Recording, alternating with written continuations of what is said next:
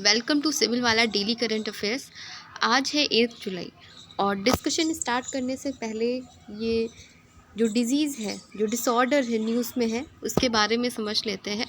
Body dysmorphic disorder, तो ये काफ़ी न्यूज़ में है अभी, क्योंकि बॉलीवुड के ये बहुत प्रसिद्ध जो है डायरेक्टर हैं करण जौहर, वो इस बीमारी से ग्रस्त हैं। तो आइए देखते हैं क्या है ये डिसऑर्डर। हाल ही में एक साक्षात्कार में प्रशंसित निर्देशक करण जौहर ने बॉडी डिस्मॉर्फिक के साथ अपने आजीवन संघर्ष के बारे में बताया। उन्होंने पत्रकार के समक्ष बताया कि ये इस जो डिसऑर्डर के लिए उन्हें मानसिक स्वास्थ्य विशेषज्ञों की मदद लेनी पड़ती है। इसमें होता क्या है कि जो पर्सन होता है वो अपनी बॉडी को लेकर के कंफर्टेबल नहीं होता है, वो हमेशा डिस्कम्फर्ट महसूस करता है। और जो ऐसे लोग होते हैं वो आपने देखा होगा, जो वो ढीले ढाले कपड़े पहनते हैं और सोने से पहले जो है लाइट्स ऑफ कर लेते हैं ताकि जो है उन्हें अपनी बॉडी देखना ना पड़े। स्विमिंग वगैरह करने में भी जो है उन्हें अपने कपड़े जो है उतारने में भी शर्म आती है। सो इस एक तरीके का मेंटल डिसऑर्डर है ये, और इसमें मानसिक स्वास्थ्य समस्या है जिसमें अपने व्यक्ति अपने रूप रंग में खामियों के बारे में चिंता करने में बहुत समय बिताता है। ये पूरे टाइम उसके दिमाग में चलता रहता है 24/7। तो कई बार इन कारणों के कारण लोग जो है सुसाइड भी कर लेते हैं, और ये खामियां अक्सर दूसरों के लिए ध्यान देने योग्य नहीं होती। किसी भी उम्र में के लोगों को बीडीडी हो सकता है। तो बॉडी डिस्मॉर्फिक डिसऑर्डर है, ये किसी भी उम्र में व्यक्ति को हो सकता है, लेकिन सबसे ज़्यादा ये जो चीज़ देखी गई है किशोरों और युवा वयस्कों में देखी गई। पुरुषों और महिलाओं दोनों को ये प्रभावित करता है। ठीक है, तो ये एक डिसऑर्डर था जो न्यूज़ में भी था।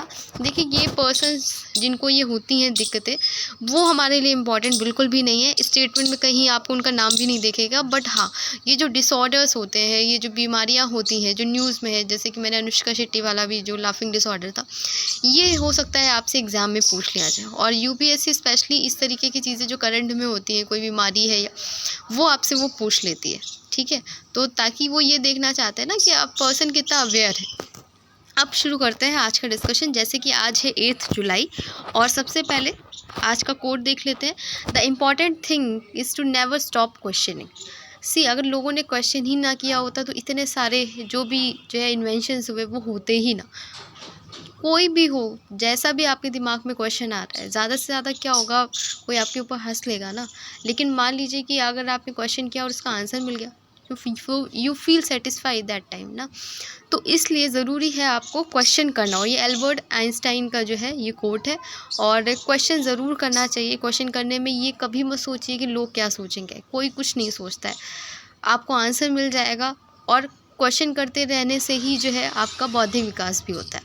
ठीक है, अब जो है देख लेते हैं इस क्वेश्चन का आंसर। भारत सरकार और किस संगठन ने भविष्य की बीमारियों के लिए भारत की स्वास्थ्य प्रणाली की तैयारी और प्रतिक्रिया क्षमता को मजबूत करने करने के लिए $170 मिलियन की नीति निर्धारण ऋण पर हस्ताक्षर किए हैं? ठीक है, तो इसका जो हमारा आंसर था वो था हमारा एशियन डेवलपमेंट बैंक।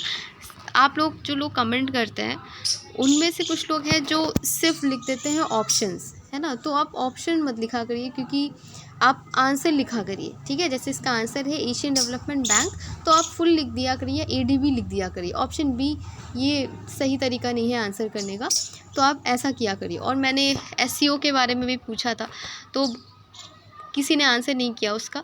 तो मैं यही कहूँगी कि अगर आप कमेंट में आंसर करते हैं, आप सर्च नहीं भी आता है तो आप सर्च कर लिया करिए और उसको आंसर किया करिए। इससे क्या होगा, आपको जो है याद रह जाएगा लॉन्ग टर्म के लिए। जब आप उसी जो है मोमेंट आपको याद आ जाएगा कि हाँ यार, ये मैंने जो है क्वेश्चन सर्च किया था, और आपके जो है सबकॉन्शियस माइंड में वो चीज़ इन्फॉर्मेशन जाती जाएगी। तो इसलिए जो है ज़्यादा से ज़्यादा कमेंट करने की कोशिश किया करिए। अब देखते हैं पहला क्वेश्चन। हाल ही में किस राज्य सरकार ने सड़क समस्याओं के समाधान के लिए लोकपथ मोबाइल ऐप लॉन्च किया है? Which state government has recently launch Lokpath mobile app for resolving road problems? Option A है मध्य प्रदेश, बी है उत्तर प्रदेश, सी है राजस्थान और डी है गुजरात। तो इसका सही आंसर है हमारा ऑप्शन ए, मध्य प्रदेश। और सीएम जो है मोहन यादव है, उन्होंने जो है लोकपथ मोबाइल ऐप लॉन्च किया है। मध्य प्रदेश के मुख्यमंत्री डॉक्टर मोहन यादव ने पारदर्शिता और जन कल्याण को बढ़ाने के लिए लोकपथ मोबाइल ऐप पेश किया है। लोकपथ निर्माण विभाग द्वारा विकसित किया गया है। ठीक है, और इसका क्यों किया गया है इसका निर्माण? ताकि जनता जो है सड़क संबंधी समस्याओं की रिपोर्ट कर सके। नेक्स्ट क्वेश्चन है हमारा, हाल ही में हेमंत सोरेन ने किस राज्य के मुख्यमंत्री के रूप में शपथ ली? Recently Hemant Soren took oath as the chief minister of which state? Option A है उड़ीसा, बी है झारखंड, सी है बिहार और डी है मध्य प्रदेश। और इसका सही आंसर है हमारा झारखंड। ये क्वेश्चन तो ईजी है ना, सीएम वगैरह, लेकिन जब कई सारे मिनिस्टर्स जैसे इस बीच जो है चेंज हुए हैं, उनका हो सकता है आपको मैचिंग में पूछ लिया जाए। ठीक है, सीएम लिख देंगे, स्टेट लिख देंगे, और स्पेशली ये स्टेट पीसीएस एग्ज़ाम में पूछे जाते हैं। और या तो ये स्टेटमेंट में दे सकते हैं कि सीएम को जो है नियुक्ति होती है, निर्वाचन होता है, उसका कौन शपथ दिलाता है। ठीक है, तो इस तरीके के क्वेश्चंस बन सकते हैं। झारखंड मुक्ति मोर्चा के हो सकता है उनकी पार्टी का नाम पूछ लिया जाए। ठीक है, तो ये झारखंड मुक्ति मोर्चा के हैं। हेमंत सोरेन ने को राज्यपाल कहाँ के जो है वहाँ सीपी राधाकृष्णन ने तीसरी बार झारखंड के मुख्यमंत्री के रूप में शपथ दिलाई है। ठीक है, नेक्स्ट क्वेश्चन है, हाल ही में प्लास्टिक रिसाइकलिंग और स्थिरता पर वैश्विक सम्मेलन का उद्घाटन कहाँ किया गया है? Recently where was the global conclave on plastic recycling and sustainability inaugurated? Option A है हैदराबाद, बी है बेंगलुरु, सी है नई दिल्ली और डी है चेन्नई। इसका सही आंसर है ऑप्शन सी, नई दिल्ली। प्लास्टिक रिसाइकलिंग और स्थिरता पर वैश्विक सम्मेलन भारत मंडपम प्रगति मैदान नई दिल्ली में मुख्य अतिथि श्रीमती निवेदिता शुक्ला वर्मा के उद्घाटन के साथ शुरू हुआ है। ठीक है, तो बस ये याद रखिएगा। और इसका उद्देश्य क्या है? प्लास्टिक अपशिष्ट प्रबंधन को, जो वेस्ट मैनेजमेंट है, प्लास्टिक वेस्ट मैनेजमेंट को एड्रेस करना है, और जिसमें भारत के उद्योग के 2033 तक $6.9 बिलियन तक पहुंचने का अनुमान है। नेक्स्ट क्वेश्चन देखते हैं, हाल ही में सर कीर स्टारमर को किस देश का नया प्रधानमंत्री नियुक्त किया गया है?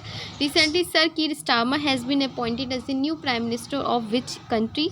ऑप्शन ए है यूनाइटेड किंगडम, बी है ऑस्ट्रेलिया, सी है न्यूजीलैंड और डी है पोलैंड। इसका सही आंसर है हमारा option A, United Kingdom. Sir Keir Starmer को 5 जुलाई 2024 को किंग जॉर्ज III द्वारा यूके के 98वें प्रधानमंत्री के रूप में नियुक्त किया गया है। और ये किस पार्टी से हैं? लेबर पार्टी ने हाउस ऑफ कॉमन्स की 650 सीटों में से 412 सीटें हासिल करके शानदार जीत हासिल की है। ठीक है, तो आपको ये याद रखना चाहिए कि इसकी जो पार्टी का नाम है वो किस पार्टी से? लेबर पार्टी से है, और 58 प्रधानमंत्री हैं वहाँ पे। क्या नाम है? Sir Keir Starmer. और ये जो है ऋषि सुनक की जगह लेंगे। नेक्स्ट क्वेश्चन है हमारा, हाल ही में समाचार में रहा डूरंड कप किस खेल से संबंधित है? डूरंड के cup recently seen in news is associated with which sports? Option A है बास्केटबॉल, बी है हॉकी, सी है क्रिकेट और डी है फुटबॉल। इसका सही आंसर है हमारा ऑप्शन डी, फुटबॉल। एशिया का सबसे पुराना क्लब आधारित फुटबॉल टूर्नामेंट 133वां डूरंड कप 27 जुलाई 2024 को शुरू होगा और 31 अगस्त 2024 को समाप्त हो जाएगा। ठीक है, ये याद रखिएगा। किससे रिलेटेड है? फुटबॉल से। नेक्स्ट क्वेश्चन है, शीघ्र सुनवाई का अधिकार भारतीय संविधान के किस अनुच्छेद में उल्लेखित है? The right to speedy trial is mention in which article of the constitution? Option A है आर्टिकल 19, बी है 21, सी है आर्टिकल 22 और डी है 32। तो right to fair trial of article 21 from Indian constitution and antiquity and the contemporary situation, तो ये हमारा article 21 से रिलेटेड है।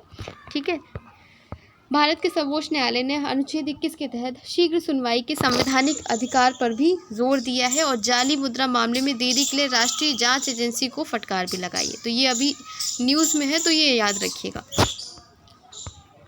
आप कमेंट सेक्शन में बताइएगा कि कौन कौन से जो फंडामेंटल राइट है जो सिर्फ इंडियन सिटीजन्स को मिले हुए हैं और कौन से फंडामेंटल राइट्स हैं जो फॉरेनर्स को भी मिले हुए हैं। ठीक है, तो ये दोनों जो है चीज़ें आप कमेंट सेक्शन में बताइएगा।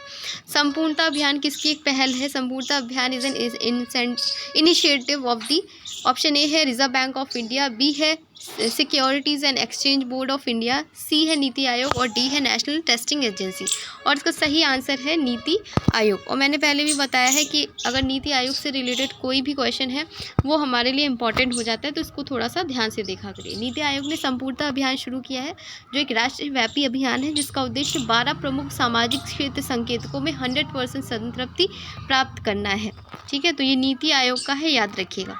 ADB इसमें जो है हमारा एस्पिरेशनल डिस्ट्रिक्ट और एस्पिरेशनल ब्लॉक्स प्रोग्राम 2 तरीके की है इसमें। एडीबी में 112 एस्पिरेशनल डिस्ट्रिक्ट है और एबीपी में 500 एस्पिरेशनल ब्लॉक्स है। नेक्स्ट क्वेश्चन है 8 जुलाई 2024 को किसने भारतीय यात्रियों और एनआरआई के लिए निर्बाध भुगतान अनुभव प्रदान करने के उद्देश्य से यूएई और मध्य पूर्व में यूपीआई क्यूआर कोड आसानी से उपलब्ध करने के लिए सहयोग दिया है? ऑप्शन ए है NPCI international and Visa, B है NPCI international and Paytm, C है हमारा एनपीसीआई इंटरनेशनल एंड फ़ोनपे और डी है NPCI international and network international. तो इसका सही आंसर है हमारा option D NPCI international and network international.